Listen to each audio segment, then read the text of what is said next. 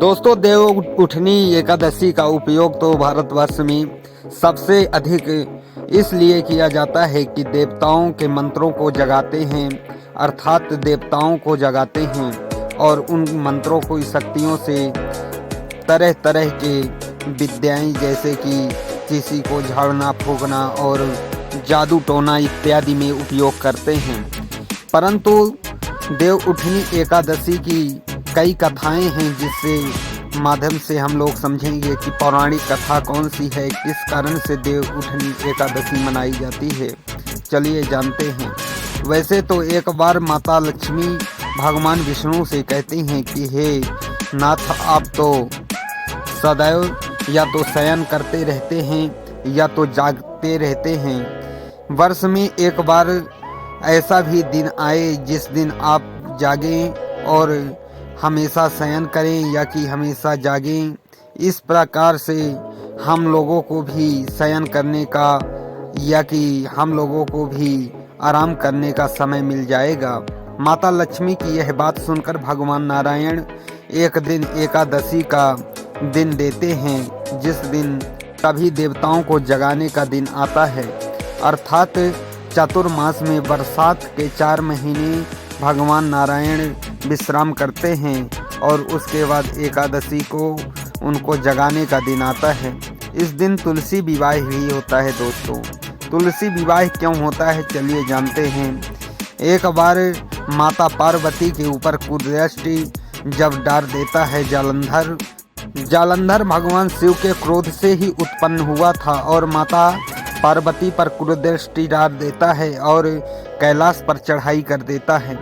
भगवान भोलेनाथ के यहाँ कैलाश पर चढ़ाई करने के कारण भगवान भोलेनाथ अपने कैलाश की रक्षा करने हेतु जालंधर से युद्ध लड़ने लगते हैं। युद्ध में ना जालंधर विजयी होता ना महादेव, क्योंकि जालंधर महादेव के क्रोध से उत्पन्न हुआ था। इस प्रकार से महादेव का रुद्र भी कहलाया।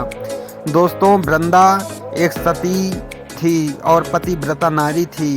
महादेव और भगवान विष्णु की अनन्य भक्त थी और वृंदा उसकी पत्नी थी जालंधर की।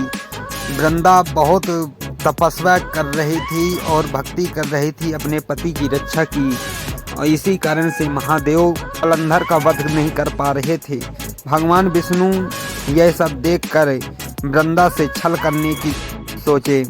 अगर छल ना करते तो जालंधर का वध कैसे हो पाता। इसलिए भगवान विष्णु ने जालंधर का रूप धारण करके वृंदा के घर आ जाते हैं। वृंदा के घर इस प्रकार से आते हैं कि वृंदा स्वयं नहीं पहचान पाती कि वह जालंधर हैं या कोई और। भगवान विष्णु इस प्रकार से छल करके वृंदा के घर जब आ जाते हैं और वृंदा भगवान विष्णु की सेवा में व्यस्त हो जाती है और उसे अपने पति का ध्यान ही नहीं रहता। इधर महादेव उसके पति का वध कर देते हैं।